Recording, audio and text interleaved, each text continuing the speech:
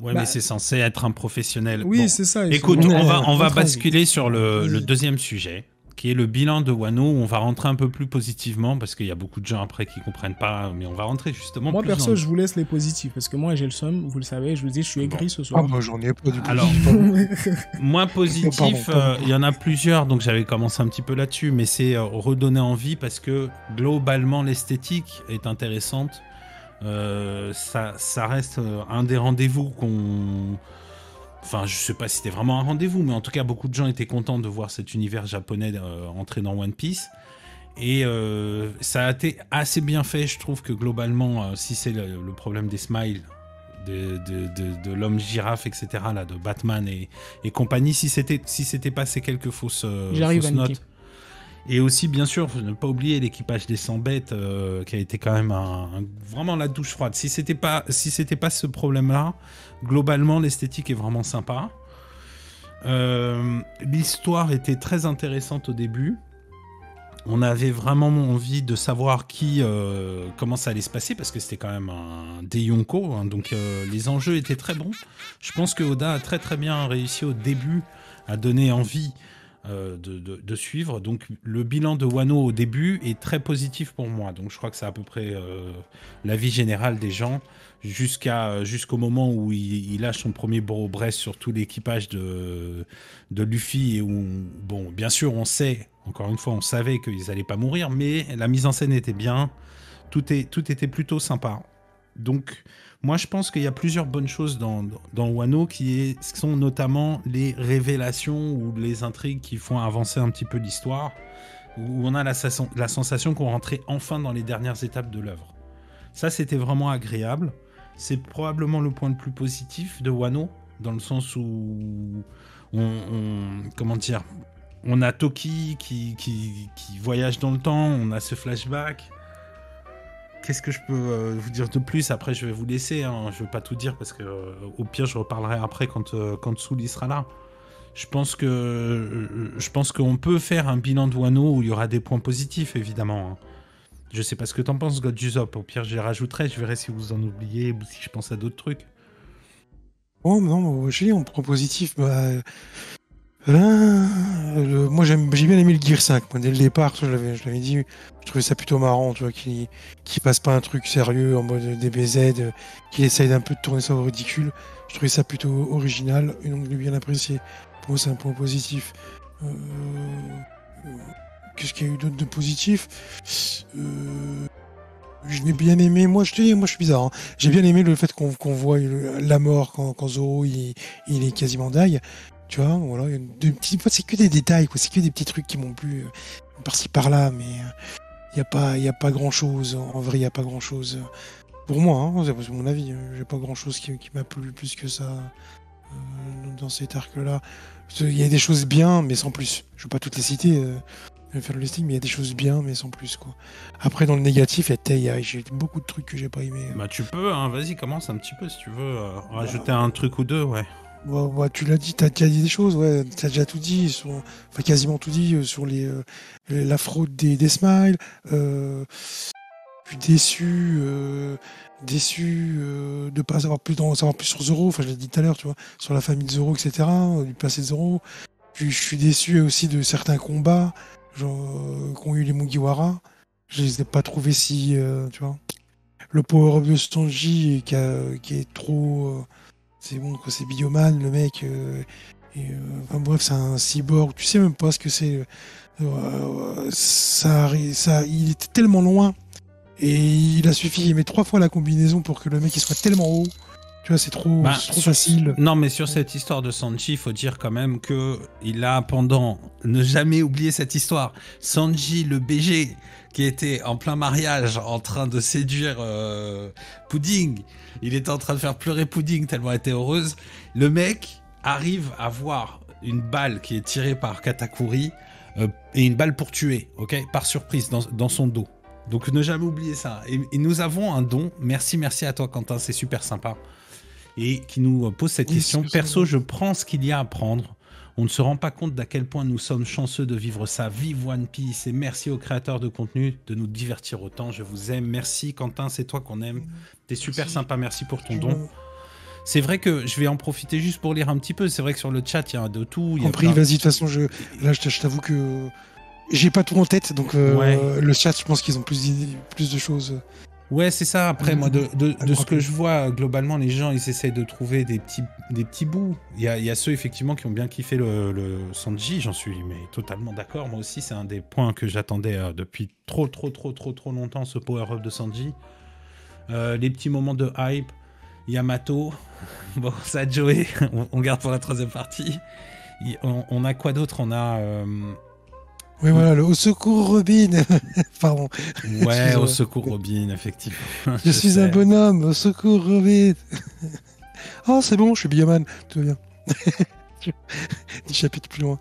Ah, mais il y a plein de trucs. Felter, tu sais, Felter, c'est très bizarre parce qu'il dit effectivement, on attend toujours le Haki du futur pour Sanji. Alors, je le répète, mais les mecs, n'oubliez pas que Sanji a, entre guillemets, battu, ou en tout cas été meilleur que Katakuri sur ce principe-là de voir. Alors, est-ce que c'est les réflexes ou est-ce que c'est voir le futur?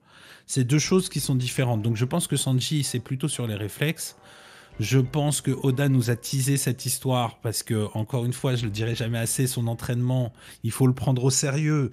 Sanji a vécu en enfer, littéralement, il ne pouvait plus dormir, il n'y avait pas une pierre où il pouvait se cacher, où il n'y avait pas un trave qui allait sortir du sol pour essayer de le choper. Donc cet homme a vécu un enfer, c'est un homme traumatisé. Et donc je pense qu'il faut vraiment pas minimiser la force de Sanji dans les réflexes. Me touche pas! Donc attention, on verra bien. Voilà, Spider-Man, exactement, on titre exactement. Bon bah écoute, on va passer à Tello. Qu'est-ce que t'en penses toi, Tello Moi, ce que je retiens de positif de Wano Kuni, c'est Ulti, voilà.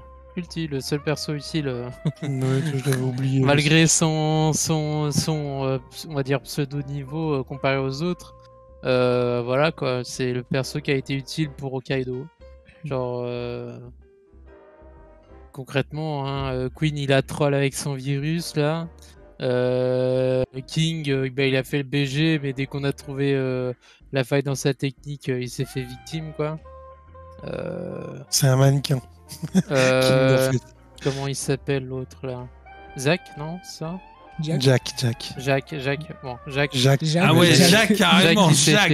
Oh putain. Jacques, il s'est fait victime parce qu'il a quand même tapé tous les mix en comment ça s'appelle là, en Sulong.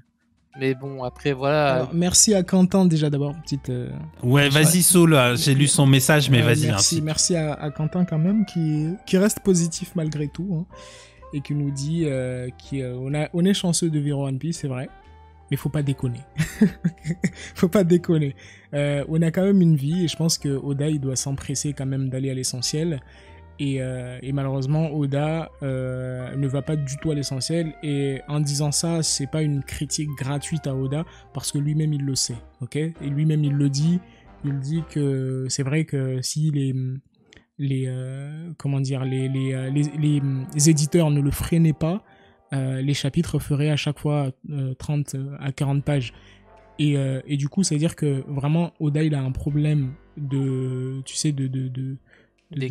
d'écriture et de capacité à aller à l'essentiel. Il n'y arrive plus comme avant. Donc c'est à dire que ça c'est vraiment un vrai problème. Donc quand on le soulève, c'est pas juste pour bâcher Oda pour le bâcher, mais c'est vraiment pour élever quelque chose qui est réel, que lui-même assume et parfois rigole pas. Tu sais quoi d'ailleurs, Soul, j'en profitais juste, hein, mais c'est pas vraiment un hors sujet, hein. Mais j'ai vu que sur Mumi t'avais posté des photos de l'atelier de Oda. Et moi ça tombait parce que j'avais fait des recherches pour un live là sur Berserk où tu vois l'atelier de Miura qui est beaucoup plus propre, beaucoup plus clean. Est-ce que tu as vu le bordel que c'est l'atelier de Oda? Vous avez vu, il y a les photos, c'est sur Mumit ou Twitter que tu as je crois que c'est sur Twitter. Après moi je gère pas le compte Twitter, mais je connais les photos. Ouais, c'est vrai. Ouais, tu les as vues? Qu'est-ce que t'en penses? T'as vu? Oui, en fait, de toute façon, Oda, il l'a dit, hein, il a des milliers de carnets de notes. Il a le mec, il a des livres, il a des trucs, et son bureau est rempli de goodies, de trucs, etc. Mais apparemment, tous ces éléments-là sont des références et des pistes de réflexion. Donc, c'est peut-être qu'il y a une raison à posséder tous ces objets. Mais quelque part, ça montre aussi que c'est quelqu'un qui... tu sais, qui se recherchent constamment. Mais le problème, c'est ça qui part dans tous les... qui se dispersent, quoi. C'est ça. Pour moi, je pense qu'on devrait vraiment... après, je sais pas si tu lui enlèves tout ça, est-ce que ça va pas le perturber? Parce que je pense qu'il a passé tellement d'années dans cet espace que si ça change et si c'est rangé, si c'est enlevé, tu sais, c'est une espèce de syndrome aussi, tu vois. Tu sais, quand t'es trop habitué à quelque chose, même si tu sens que c'est bordélique, etc., quand il y a du changement, mentalement, il y a quelque chose qui devient perturbant aussi, tu vois. Ouais, c'est ça. Donc, dans l'interview, tu sais, il avait dit que à chaque fois qu'il essayait d'avoir des idées dehors, tu sais, pour prendre un peu l'air, ça se passait pas bien, tu vois. Il était obligé de retourner vite dans son truc. C'est ça. Donc moi, je pense qu'il y a vraiment même je pense que c'est pour ça, je pense que vraiment Oda, il a du mal à finir One Piece. Je pense réellement que soit il souffre de, je sais pas comment on appelle ça, mais ça peut être une forme de je sais pas si on peut appeler ça une maladie, mais quelque chose en gros d'obsessionnel, tu vois. Je pense qu'il souffre de troubles obsessionnels au niveau de One Piece, genre, puisque c'est pas moi qui le dis, c'est lui-même qui le dit, qu'il a du mal à prendre des vacances, qu'il a du mal à se reposer. À chaque fois qu'on lui dit prendre du repos, le mec, il dit comment ça, du repos? J'en ai pas besoin, j'ai besoin de dessiner, tu vois. Pour moi, tu sais, c'est rentré... c'est un peu cette... tu sais, ça me rappelle un peu le film de Charlie Chaplin, là, je sais pas si tu te rappelles, genre... les temps modernes, là, quand il est devenu exactement. fou. Il devient fou à force de faire exactement la même chose, en fait, tu vois. À un moment donné, en gros, tu rentres dans une forme de routine qui te rend quasi robotique, tu vois. Donc je pense Oda, il est clairement rentré dans ce truc, et j'espère franchement que les éditeurs se rendent compte de ça et qu'ils essaient de limiter la casse, parce que je pense que cette capacité à ne pas arriver à aller à l'essentiel alors qu'il y arrivait extrêmement bien avant, parce que je vous rappelle souvent ça, mais tous les arcs de l'avant-ellipse, il n'y en a aucun qui atteint les 2 ans. Pourtant, il y a des chapitres qui sont plus... Il y a un truc que je voudrais préciser, toi qui connais mieux que moi ce choses. On est d'accord qu'à la base, Oda...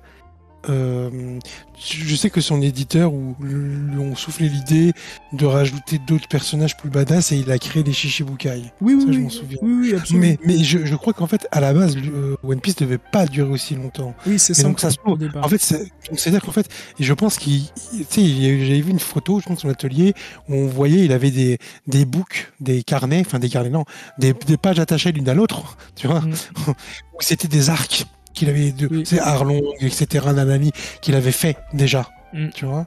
Et je pense qu'après, tu vois, justement, le Nouveau Monde et compagnie, je pense que Marineford et compagnie, je pense que ça, c'est des trucs qu'il a pondu en cours de route. Et peut-être qu'à la longue, au bout de 10 ans, c'est fatigant, tu vois. Il en a un peu marre. Et donc, du coup, il se perd un peu. Il allonge des trucs, et j'en suis sûr qu'avec le recul des années plus tard, il doit se dire merde, pourquoi j'ai allongé ça comme de cette façon, j'aurais pas dû, tu vois. Mais il a pas pensé à ça en amont, tu vois, bien en amont. En tout cas, tu sais, c'était vraiment pour faire un petit encart déjà pour prévenir les gens qu'il y a des photos et des articles sur Momit qui en parlent et qui sont intéressants, parce que ça permet de concrètement voir dans quel univers Oda essaye de se dépatouiller là. Et non, moi je pense qu'il est coincé réellement, il est coincé. Voilà. Pourquoi est-ce qu'il est coincé ? C'est dangereux pour moi. Très honnêtement, je pense que c'est dangereux. D'ailleurs, c'est pas pour rien que les mangaka japonais tombent malades. Après, nous, on est dans une critique parce qu'on est quand même frustré, on a le somme, c'est quand même une œuvre qui est assez longue, mais très honnêtement c'est très sérieux ce problème, parce qu'il y a Aoyama qui en a parlé. On sait qu'au Japon il y a beaucoup de mangaka qui tombent malades à cause justement de ce rythme du Shonen Jump. C'est pour ça que beaucoup de mangaka très talentueux préfèrent la sortie mensuelle plutôt que la sortie hebdomadaire, parce que ça c'est juste un rythme qui est impossible. C'est pour ça que dans n'importe quel autre pays, vous ne verrez pas quelque chose de similaire au Shonen Jump. Ça ne peut pas, parce que ça, c'est ce rythme. Mais il y a beaucoup d'éditeurs français qui disent que c'est un rythme qui est diabolique. Un humain ne peut pas supporter ça. C'est pas possible. Tu connais surtout si c'est au détriment de la qualité de l'œuvre, c'est-à-dire encore une fois. Et c'est là où on a beaucoup, et c'est là où justement moi j'ai beaucoup de respect pour Akira Toriyama, pour Kishimoto, pour Oda aussi quelque part, parce que malgré ce rythme horrible et beaucoup d'autres gros mangaka à succès, malgré ce rythme horrible, ils arrivent quand même à être assez lucides pour produire des œuvres qui sont quand même exceptionnelles. Mais Oda, j'ai l'impression, là, il commence de plus en plus à se faire rattraper par être le mauvais fatigué, côté. ouais. C'est ça. Ben, ce que je te propose, alors attends juste juste. la parole vite fait pour Bussert. Ouais, mais attends, il y a Bussert, attend. bon bah c'est super. Bah, tu sais ce que je te dis, regarde, il reste un quart d'heure. Toi, tu voulais faire l'avocat du diable, en tout cas la partie, la charge. Oui, Tu voulais faire la partie négative. Donc je pense que tu n'as peut-être pas entendu tous les arguments positifs, entre guillemets, hein, qu'on a pu sortir. Je les connais, tous les arguments positifs. Mais... Ouais, tu les connais. Alors vas-y, tu peux commencer avec notre cher Bussert. Je ne sais pas pourquoi il est passé par toi. Bonjour. Salut Bussert. Ah, t'as réussi à rejoindre Bussert? Mais salut mon ami, comment ça va? Ça faisait longtemps, hein? Eh ben, et en plus, il marche ton micro là, c'est bien ça. T'as passé des bonnes vacances? Oui, tranquille. Super. Eh ben, écoute, tu arrives au bon moment, il y a le bilan de Wano. Est-ce que tu peux sortir des choses positives de Wano Kuni? Voilà. Positif. Je vais chercher. Bon, alors sinon si tu veux, si t'arrives genre en deux minutes à nous dire quand même un peu ce que t'as pensé, bien sûr, Bussert, qu'est-ce que tu as pensé, mon cher ami, de ce chapitre et de Wano, qu'est-ce que t'en penses? C'est terrible. Le chapitre n'est pas intéressant. Par contre, je suis extrêmement déçu de Wano parce qu'il y avait énormément de choses à traiter. Et je vous ai écouté tout à l'heure et 4 ans auraient normalement dû suffire à au moins caser 2-3 chapitres pour traiter des informations. Par exemple, le fait que la vieille avait le visage de Shiki, on aurait pu juste c'est une information, on aurait pu juste donner ça vite fait. Traiter le passé de Kaido, traiter le rêve de Zoro, traiter l'art de Katana. Je sais pas, il y avait énormément de sujets, mais c'était vite fait. T'étais pas obligé de parler de le village de je sais pas quoi qui souffrait. T'étais pas obligé de rajouter autant de personnages. Tu pouvais traiter ce qu'on avait déjà comme ça, le coup de tu fais avancer One Piece. Mais bon. Et qu'est-ce que tu as en positif? Pardon, excuse-moi, ouais. Annick. Et sinon, est-ce que tu as retenu quand même des choses par rapport, c'est ce que j'allais dire, voilà, plus positives qui t'ont plu sur Wano, j'en sais rien. Vas-y, c'est le moment, c'est le dernier live. En fait, je vais pas mytho. Il y a eu des bonnes choses. Il y a eu, par exemple, le Zoro qui utilise le Haki de Roi, c'était une bonne surprise pour moi. J'avoue, c'était une bonne surprise. Le feat qui fait des bons combats contre Kaido, j'avoue, c'était une bonne surprise. Mais le problème, c'est que il y avait des bonnes idées gâchées. Il y avait beaucoup trop d'idées qui étaient bonnes, mais gâchées par le Oda, et je sais pas pourquoi. Mais si je mytho pas, Wano, c'était pas si horrible que ça. Bon, donc c'est bilan mitigé, hein, c'est-à-dire on a à la fois de la haine et puis de temps en temps, quand on commence à baisser la garde, on commence à dire que finalement, Wano... Justement, tu as trouvé le bon mot, mitigé. Parce qu'en fait, il amène pas le combat contre les faux rouges, il amène quelque chose de bien, avec de la tension, du regret, tout ça, et le désamorce avec des blagues. Et ça, c'est énervant. Bon, ok, écoute, ce qu'on va faire, donc on reprend ce petit programme là parce qu'il nous reste quand même un petit 10 minutes, ça peut être fun, même plus que 10 minutes, ça peut être fun. Donc Soul, tu nous dis à chaque fois qu'est-ce qui va pas. Alors moi perso de mémoire, j'avais mis en avant tout l'aspect un peu artistique, tu vois, sur Wano qui était plutôt bien amené, ce côté japonais. Je trouve que les persos sont bien, si ce n'est les smiles, et Jack aussi, sa couleur dans l'animé est vraiment catastrophique. Mais globalement, que ce soit Ulti, je trouve que tous les Tobiropo, moi, ils m'ont beaucoup plu dans leur design. Est-ce que cette partie purement graphique, esthétique, elle t'a plu ou pas? Qu'est-ce que t'en penses? Moi, tu peux pas me parler de graphisme quand t'as les gifters en place, en fait. Je peux pas accepter ça. Honnêtement, moi, je te le dis, tu sais, moi, tu me parles de l'équipage de Barbe Blanche. Je vois des gars badass. Tu me parles de l'équipage de Chance. Je m'imagine des gars badass, tu vois. Tu me parles de l'équipage de Big Mom. J'arrive à voir des gars badass, tu vois. J'arrive au moins à me rendre compte que même les randoms ont l'air assez stylé, même si bon, du côté de Big Mom, c'est un peu bizarre, mais allez, Tobiropo, j'ai Tobiropo quand même. Oui, mais pour moi, du côté de Big Mom, par exemple, ça reste un peu sérieux, tu vois. Même si parfois c'est bizarre, mais ça reste quand même assez cohérent par rapport à son univers, etc. Mais pour moi, Kaido, c'est le... J'ai pas compris son équipage.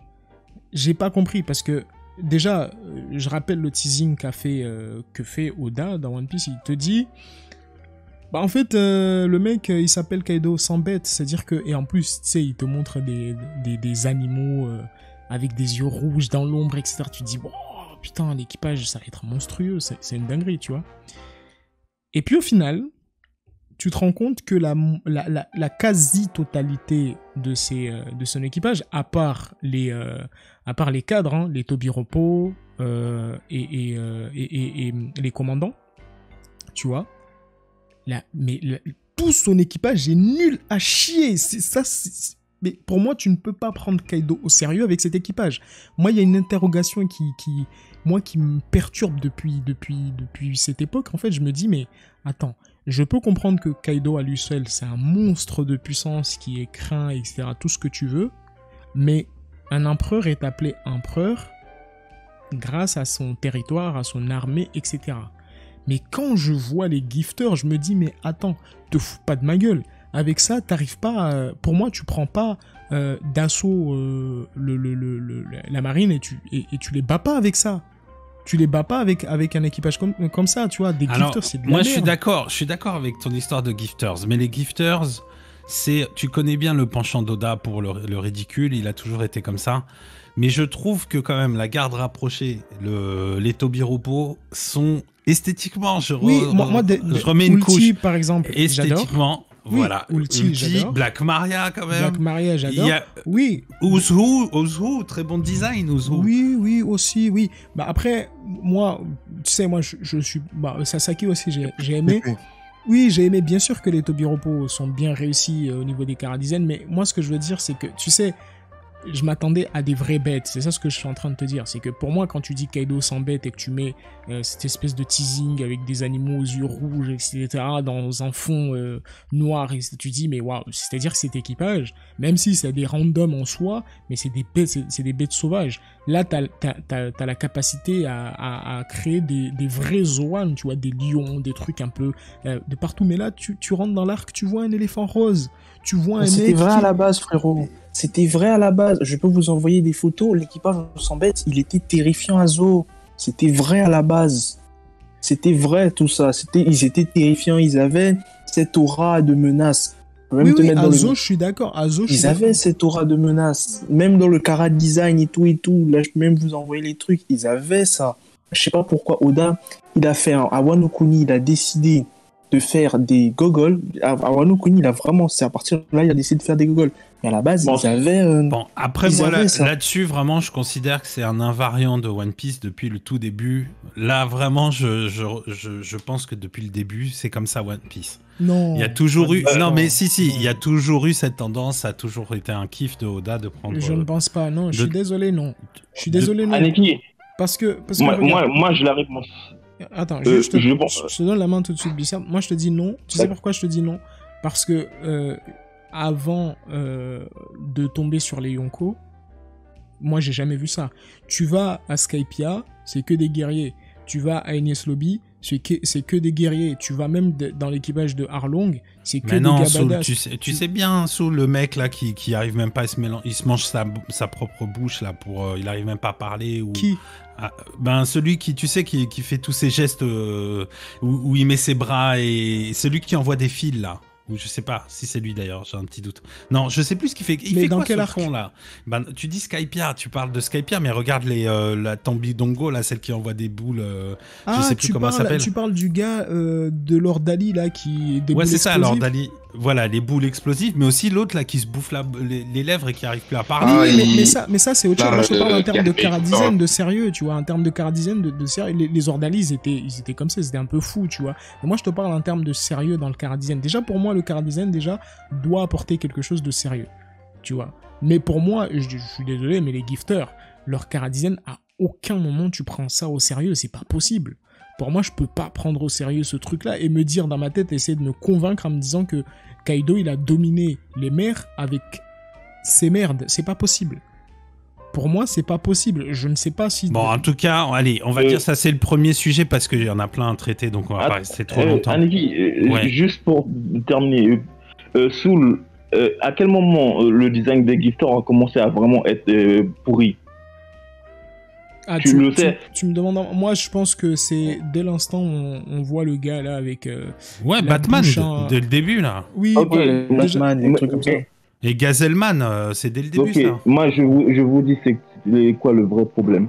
C'est les Mugiwara. Oda, il se dit, je suis sûr qu'il s'est dit, c'est pas crédible que une équipe aussi faible batte les Yonko. Donc il va ridiculiser les gifters, tout ça. Parce que, comme l'a dit Ulrich, Azu, ils étaient terrifiants. Les ridicules, Non, mais Bussert. nous, on pense que pour qu'on trouve logique leur victoire. C'est ça qui est. Oui, non, mais ça, on est certes, d'accord, non, mais mais- c'est pas vrai, parce qu'en plus, un des points positifs de Wano, c'est justement genre que tout de suite, on a un combat entre Zoro et... ah putain, merde, l'homme paille, tu vois.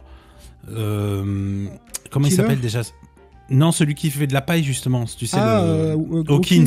Hawkins. Voilà, tu vois, qui est un des premiers moments où justement on se dit ça y est, on y est, Wano. On se dit ça y est, ça commence sérieusement les histoires, tu vois. Hawkins, c'est Bon. Hawkins et Apu, c'est des numbers, ça, on est d'accord. Ah, je crois qu'ils sont sur la liste d'attente pour. Non, je crois Apu, c'est le chef des Numbers. Et Hawkins, je sais pas ce qu'il est en. Hawkins, je crois que c'est un numbers, hein, le mec. Hein. Il était même pas. Enfin, en tout cas, pour moi, ce que je voulais dire, c'est que ils sont là, ils sont clairement là, les Mugiwara, ils sont clairement là, donc il y a aucun problème. C'est pas un problème ça. T'étais pas obligé d'introduire Gazelman, mais en même temps, c'est la signature d'Oda d'avoir eu toujours ces personnages un peu grotesques. Moi, je suis d'accord sur Mais- les personnages loufoques et tout ça, tu vois. Mais pour moi, un Yonko, c'est ça ce que j'essaie d'expliquer, c'est que pour moi, un Yonko, par nature, doit faire peur. Moi, Kaido, il ne m'a pas fait peur. Big Mom C'est ça, le problème, frérot. Big Mom à Whole Cake, elle m'a fait flipper à un moment donné, tu vois. Kaido, pas du tout. Kaido, déjà premièrement pour son problème d'alcool, donc déjà là tu le prends pas trop au sérieux. Et après, il te sort son équipage, tu pètes un câble. Et le mec, il se fait finir en un seul coup de poing. Donc, moi, je suis désolé. Je peux pas prendre ça au sérieux. Et pour moi, c'est pour ça que je te dis que moi, j'ai bien évidemment des points positifs pour Wano Kuni, mais moi, j'ai pas envie d'aujourd'hui de parler des points positifs. Je vous laisse les points positifs. Mais pour moi, cet arc, il y a beaucoup de choses qui ne vont pas. Pour moi, il y a beaucoup de choses qui auraient dû totalement être enlevées de cet arc. Parce que Bon, ne bah, sert écoute, absolument justement, à rien. Soul, ce qu'on fait, c'est que, parce que là, tu vois, on a pris presque 10 minutes sur cette partie, très intéressante, c'est sûr. Mais les amis, est-ce que vous avez un autre point positif que vous voulez proposer à Soul, soumettre à Soul pour savoir s'il va le défoncer? Autre, du coup, ben, je sais pas, est-ce que ça peut être un combat, par exemple? Ou... Qu'est-ce que... Là, c'est le moment, hein. Tello ou Goduzov, Le Sword. Ulrich. Le Sword, c'est tout. Bah, après, si Mais on le parle sword, des ça c'est pas éléments introduit. extérieurs- Le sword, je crois que c'est pas introduit à Wano, il me semble, non? Enfin, si. Ouais, non, Mais c'est pas non. vraiment dans l'arc. Ouais, c'est pas apparemment. vraiment dans Non, c'est l'arc. pas dans l'arc, Pas dans- c'est juste. Ouais, non, s'il vous plaît, un truc dans l'arc, les gars.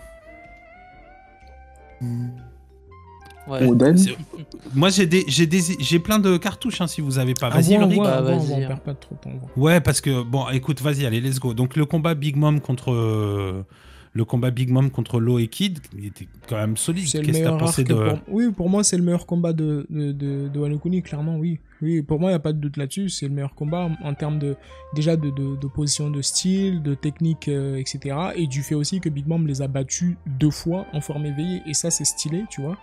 Et la finalité, pour moi, n'était pas moche du côté de Big Mom. C'était plutôt cohérent parce qu'ils l'ont pas Mikao. mis KO, ils l'ont neutralisé, ce qui est très intéressant.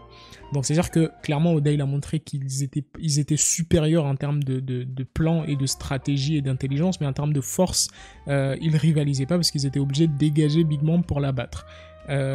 Sinon ils l'auraient anéanti et elle serait KO par terre. Ils ont pas fait ce choix parce qu'ils savaient que c'était pas possible. Il fallait la dégager et la faire tomber d'Onigashima. Donc c'est intéressant. Donc je suis d'accord avec ça, c'est un point positif. Maintenant, moi, le problème que j'ai, avec ce combat, c'est que moi, je l'ai analysé, tu sais, et je me rappelle que le combat a été extrêmement saccadé. Le combat commence au chapitre 1013 et il rentre réellement il est clairement affiché qu'aux alentours du chapitre 1036 ou 37, je crois. Tu vois ce que je veux dire ou pas? Donc, moi, je crois que c'est au chapitre 1028, et après, le combat, je sais pas, il se termine aux alentours du chapitre 1035 ou 1036, je sais plus. Mais rien que de te dire qu'il va se passer au moins 11 chapitres, voire 13 chapitres, avant de revoir ce combat et qu'il y ait autant d'éléments saccadés, et aussi l'introduction de l'éveil de l'eau et de Kid qui pop un peu de nulle part, tu vois. Genre même si, bon, on peut dire, oui, mais ils sont pas obligés de montrer comment ils se sont éveillés, etc. Mais moi, je trouve aussi qu'il y a eu un peu de forcing quand même pour l'abattre, tu vois. On l'a quand même assez limité pour l'abattre. Donc pour moi, Big Mom, t'as bien répondu. Big Mom, on n'a pas vu réellement quelque chose d'elle, en fait. Et ça qui me frustre, c'est que Big Mom, on n'a pas vu sa puissance. Et ça me fait chier de ouf. Comment... Et Kaido aussi, bizarre, on n'a pas vu sa puissance. Mais c'est vrai, parce que quand tu te dis que Kaido qui dit que l'arme actuellement la plus puissante de l'œuvre, c'est le Haki, et que donc le HDR+, et que au final elle l'a pas utilisé contre Kid Elo, je sais pas comment elle a pu s'en passer contre Kid Elo, tu vois très bien qu'elle a été nerfée, tu vois. Et il lui a enlevé un truc, tu vois, enfin elle a pas tout utilisé en fait, ça se voit. Mais ils ont, et Kaido, mais je sais pas si vous vous rendez compte, mais Kaido a passé tout son combat contre Luffy à envoyer qu'une seule attaque. Oui, c'était très très chiant cette partie. Alors, est-ce qu'on peut rajouter quand même un autre point, les amis? Je vous tends une perche ou vous en avez un? Envoie. Ouais, t'as vu, hein, ils ont du mal. Qu'est-ce qui vous arrive, les gars? Non, mais il y a des éléments, en vrai, dans la narration. Vas-y, Rick. Il y avait... Bah, après, le problème, c'est que, bien sûr, là, ce sera assez contre moi-même, mais genre en mode, les planches de narration, par exemple, quand Kinemon, il termine... le chapitre où Kinemon, il finit Kanjuro, malheureusement après Kanjuro revient, mais en fait, moi, j'ai trouvé que c'était un super chapitre, dans le sens où il y avait toute cette symbolique de la scène. Moi, je meurs dans les bras de mon meilleur ami sur scène et tout. Il y avait toute cette symbolique-là. J'ai beaucoup apprécié cet élément-là. Je pense qu'il y a eu beaucoup d'éléments symboliques dans l'arc. Dans les fourreaux rouges, certains. Dans les fourreaux rouges, dans leur rapport à Kaido, dans Momonosuke, dans son rapport à lui-même, son évolution en tant que personnage. Lui-même, ça aura pris du temps, tu vois. Mais à la fin de Wano, tu es fier un peu de Momonosuke, tu vois. C'est un personnage qui nous a fait, voilà. Mais à la fin de Wano, tu te dis, ouais, ok, c'est bien. Tu vois. Tu mets une bonne note au personnage, tu vois. Oui, ouais, après... le fameux snatch, le snatch incroyable qui nous dit... Attends, merde, du coup... Il y a eu le vote qui m'a couvert, je sais plus qui dit, c'est Samuel, voilà, Samuel qui nous dit le snatch incroyable, c'est vrai Samuel, tu as raison. Mais pour moi, c'est pour ça d'ailleurs que j'ai noté que au moment où ils réussissent l'aboutissement en fait de l'intrusion, oui, à Onigashima, les Forts Rouges, quand ils attaquent Kaido et le fait tomber de l'estrade, pour moi ça c'est la plus belle double page en termes de symbolique, en termes d'histoire, en termes de consécration, et aussi du moment aussi que ça sonne le début de la guerre. Pour moi, c'est la double page la plus magnifique et la plus symbolique en fait de Nigashima et de Wano. Mais pour moi, des moments comme ça, on n'en a pas beaucoup. Et c'est ça qui est chiant. Bon, écoute, je te tire encore un petit peu parce que je sais qu'on dépasse, mais j'ai besoin de ton avis là-dessus. Le fameux flashback de Oden. C'est à ça aussi que je pensais, les amis, bien sûr. Ça, qui est donc évidemment loué par tout le monde, etc. Bon, ce flashback, il faut pas oublier que c'est un peu... Est-ce que c'est vraiment à ce moment-là que ça devient Raftel devient Loftel? Ou est-ce qu'en tout cas, c'est quand même aussi dans ce flashback qu'on a la fameuse crise de rire de Roger qui annonce pas quelque chose qui, moi, ça me rend pas serein? Est-ce que toi, tu as des trucs pour... Ou est-ce que toi aussi, tu as vraiment kiffé ce flashback ou tu as des réserves là-dessus? J'ai kiffé, parce que j'ai kiffé pour une raison. Je pense que si One Piece avait continué dans son côté aventure, etc., ce flashback, pour moi, serait très moyen. Mais comme on était en manque d'aventure depuis quand même pas mal d'années, on n'a pas senti ce souffle d'aventure de One Piece. Et comme Oden l'a ramené et qu'on a pu voir un Barbe Blanche jeune, un Roger un peu jeune, on a pu voir Marco, Riley, etc. On a pu voir quand même Roger en action. Je crois que ça nous a quand même touché émotionnellement. Et c'est quelque chose qui était quand même pas mal attendu. Donc bien sûr que de manière globale, on a kiffé le flashback. Moi le premier, j'ai adoré. Pour moi c'est le meilleur moment de l'arc Wano Kuni. Il n'y a même pas de doute là-dessus. Maintenant, quand j'essaie d'être un peu plus objectif, de prendre un peu plus de recul, je me rends compte que finalement ce flashback ne nous a rien apporté, tu vois, pas grand chose en tout cas. Il a pas raconté grand chose, on a juste vu Oden se balader, etc. Et puis ça s'est arrêté là. On a vu d'ailleurs pas mal de choses qu'on avait déjà vues et c'est ça qui est chiant. Mais après c'est intéressant parce que on se dit ok ils étaient là. Le moment aussi que j'ai apprécié, c'est parce que je m'étais déjà posé cette question à l'époque et je me suis dit que Roger avait forcément quelqu'un dans son équipage qui pouvait écrire l'ancienne écriture. C'est la réponse. Voilà, et du coup, on nous a donné la réponse, on sait que c'était Oden. Donc ça, c'était stylé, on a eu des moments J'ai bien aimé stylés. aussi la petite référence avec Luffy. Et vous allez où maintenant? Là-haut. Tu sais, Oui, pour dire oui, une dans le aussi. ciel. Magnifique, la petite référence. Genre, il a fait un flashback. Mouah, c'était parfait. Oui, le Ouais, flashback, en franchement. plus, c'était rafraîchissant vu que c'était un petit peu, voilà, on sortait des Mugiwara et tout. C'était un nouveau personnage en personnage principal, c'était Oden. Ça a aussi servi à mieux apprécier, entre guillemets, les feux rouges et à mieux comprendre leur combat, tu vois. Exactement. On a eu dans ce flashback, on a eu quand même des beaux moments. Ça, c'est une certitude. Il y a pas à dire. Donc c'est pour ça que je vous dis que pour moi, c'est l'élément clé de Wano Kuni et l'élément le plus intéressant puisque on nous apporte quand même un Oden il y a eu un passif, etc. Mais ce qui est dommage, c'est de se demander, ok, on a eu ce flashback de Oden et tout ça, mais finalement, bah en fait, on sait pas pourquoi Oden voulait ouvrir Wano. On sait pas comment les poneglyphes ont été construits, on sait pas, on connaît rien de l'histoire des Kozuki, pourtant on était au cœur de l'arc, au cœur de la naissance des poneglyphes, tu vois, donc tu te dis, mais en fait pourquoi tu nous introduis la famille Kozuki, pourquoi tu nous introduis l'objectif d'Oden d'ouvrir Wano pour au final ne pas, même si la raison est logique, tu vois, en fait c'est là où, tu sais, c'est la finalité quand tu connectes les éléments que tu vois tout le tableau. Et pour moi, le tableau, finalement, n'est pas abouti. Et l'auteur, pour moi... Je pense que ouvrir Wano, en fait, c'est le One Piece. Pour arriver au One Piece, il faut que toutes les armes antiques agissent. C'est possible. C'est possible. Non, je pense que c'est pour ça. Ouvrir Wano, c'est la garantie qu'on va vers le One Piece. Tu vois, dans la tête à t'as le fruit de Toki aussi, hein, qui est énorme. Hein, c'est la première fois qu'on voit quelqu'un qui vient du siècle oublié. Hein, mais bon. Oui, ça aussi une information totalement pas expliquée aussi. Pas expliquée du tout. Introduit, puis allez, va te faire foutre. Mais vraiment, c'est ça. Oh, ok, bon, retiens juste cette information et dégage. Bah, vas-y. Voilà. Moi, je vais pas vous mentir, c'est la première fois. Et comme j'ai lu le Naruto et Bleach, c'est la première fois que je vois dans un flashback quelque chose qui... Comment vous dire ça? Parce qu'en général, les flashbacks servent à nous raconter quelque chose qu'on ne sait pas. Pas quelque chose qu'on sait. Et j'ai l'impression que le coup il manque quelque chose au flashback. Il manque quelque chose. C'est sûr. Parce que ça nous raconte que des choses qu'on savait déjà. Que Oden avait blessé Kaido, qu'ils avaient brûlé le château, qu'ils avaient fui. Tout ça, on savait déjà. Que Roger avait trouvé l'île. On savait déjà tout ça. Mais en fait, le flashback, comme tu l'as dit tout à l'heure, ça ne nous raconte rien du tout. C'est juste un flashback à travers les yeux d'Oden, quoi. C'est juste ça, en fait. C'est l'histoire à travers les yeux d'Oden, le flashback.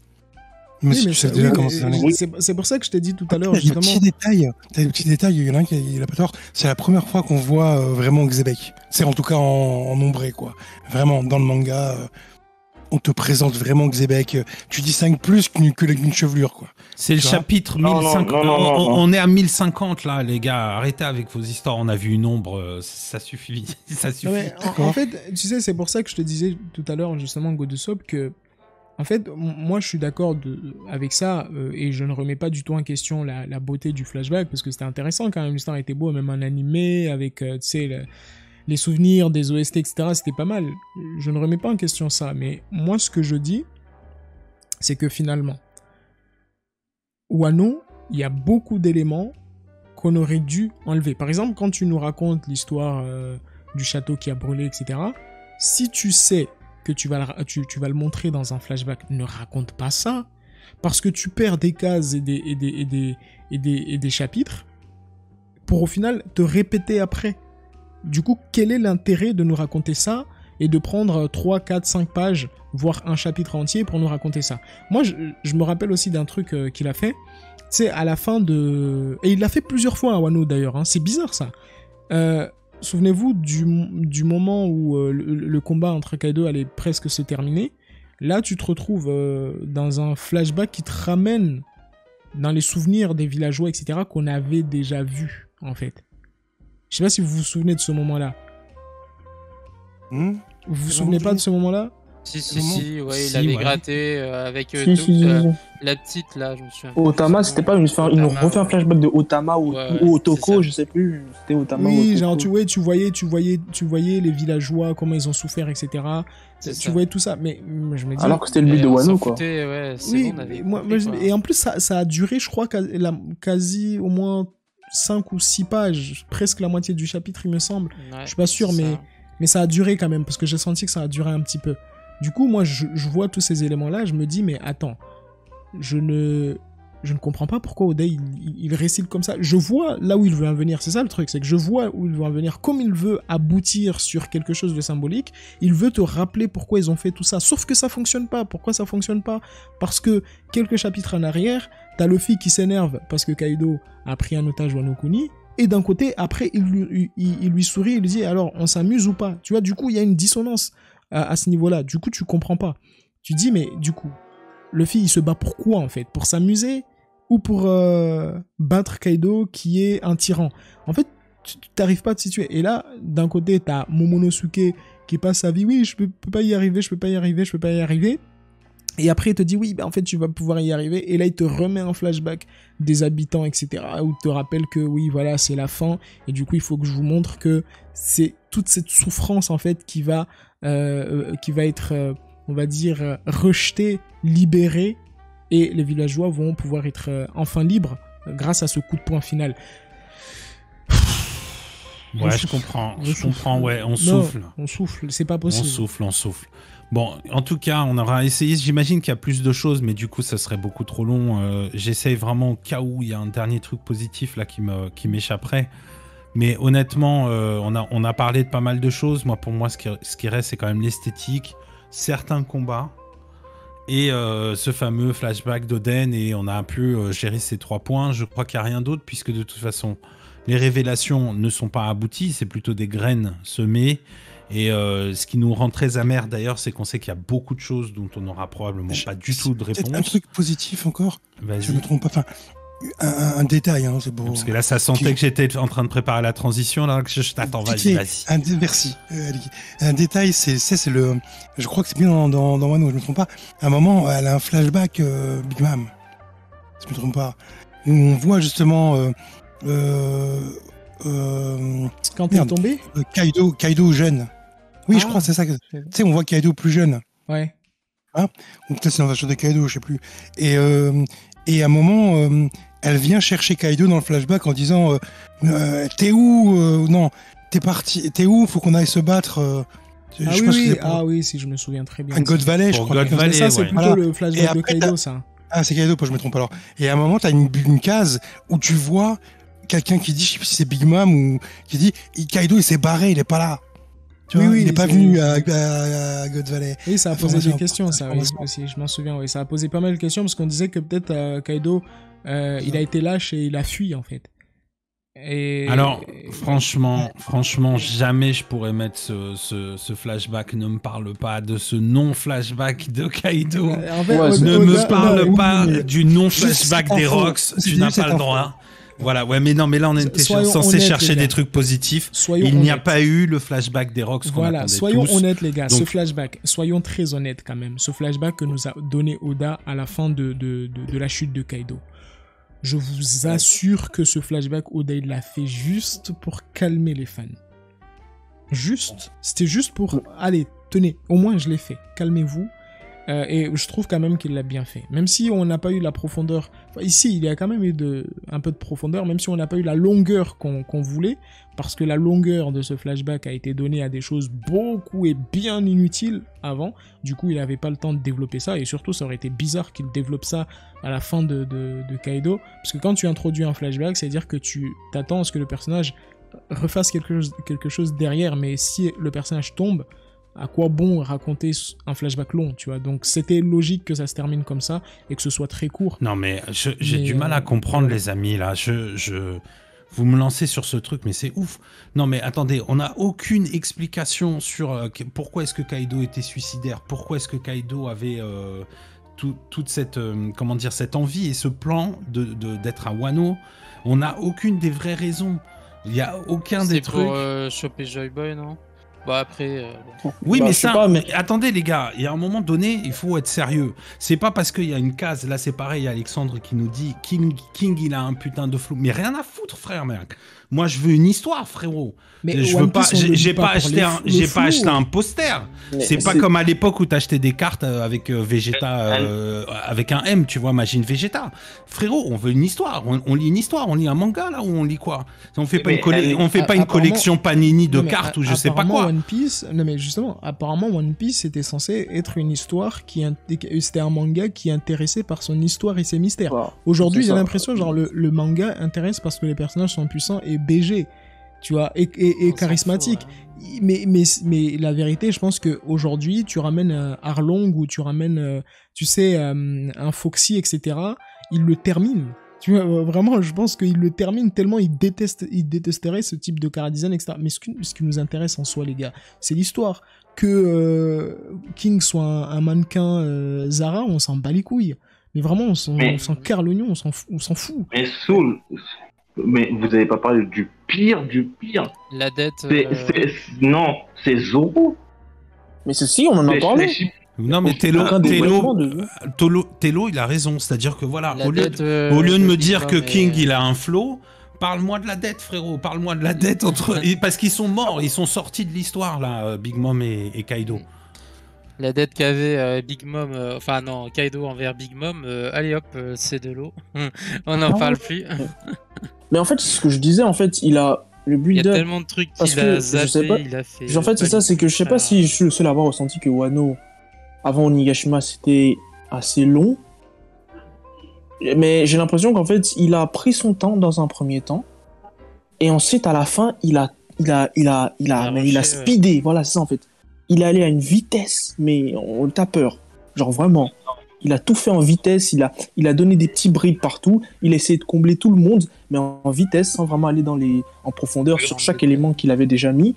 Et je me demande, mais vraiment c'est pour ça que le sujet de base, le premier sujet était très intéressant, 4 ans, parce que c'est trop long. Genre, il a pas assez bien utilisé son temps, en fait. Et puis, encore une fois, pour finir là-dessus, comme ça, tu redis ton truc, Bussert, mais King, parce que, excusez-moi de m'emporter, mais il faut essayer de me comprendre, les amis, bordel. Vous me dites, il a un flow. Ok, il a un flow, frérot, mais moi, je veux l'histoire des Lunarians. Je veux l'histoire de c'est quoi ce dernier mec de l'espèce. Ah ouais, mais bien sûr, c'est pas possible, les amis, c'est pas possible. Qu'est-ce que tu voulais dire, Bussert? Excuse-moi. En fait, il a pas vraiment rushé, hein, parce que moi, comme je disais, parce qu'on a fait plusieurs lives dessus, hein, il a choisi de garder les forts rouges, de développer des choses inutiles, et surtout, on s'est plaint dans le live à plusieurs reprises de Raizo versus Fukuro. Ça n'avait aucun sens. C'est des pages inutiles perdues qui auraient pu servir, par exemple, à rajouter des pages pour le flashback, par exemple. Juste pour le flashback, il aurait pu écarter dès le début les forêts rouges grâce au combat de Kaido. Il est dans un magnifique combat et les écarts. Il y a plein. Jack, il aurait pu écarter Jack dès le début. Un combat magnifique et il l'écarte. Mais en fait, en général, c'est que dans les autres mangas, c'est ça qu'on fait. On te donne ton moment de gloire et après, basta. Mais lui j'ai pas compris. Il nous a fait peut-être 2 ans de faux rouge qui ne raconte rien. Parce que, comment ça s'appelle le gars là, le peintre, il fait que mourir, revenir. Mourir, revenir. Orochi, il fait que mourir, revenir. Ça, c'est des pages inutilement perdues qui auraient pu servir à raconter des choses intéressantes, au moins par rapport au flashback de Kaido. S'il ne veut pas nous parler de Zebek, je peux comprendre, tout ça, c'est vrai, ok. Mais il aurait pu au moins développer, juste, à la limite, il ne développe pas tout le reste, mais juste développer la psyché de Kaido, juste ça, simplement. Ouais, son rapport à la mort, pourquoi est-ce qu'il veut mourir, pourquoi est-ce qu'il disait au Faux Rouge, bah dans toutes les gars, ne vous alliez pas aux pirates, dans tous les cas ils vont vous trahir, pourquoi est-ce qu'il sort des trucs comme ça, tu vois, parce que c'est quand même un truc qui était assez présent chez lui, la trahison, la confiance, son rapport à tout ça, pourquoi est-ce qu'il est aussi, voilà, pourquoi est-ce qu'il y a aussi ces histoires de Oni, sa race et tout, aucun développement sur la race de Yamato, Kaido, trucs comme ça, tu vois.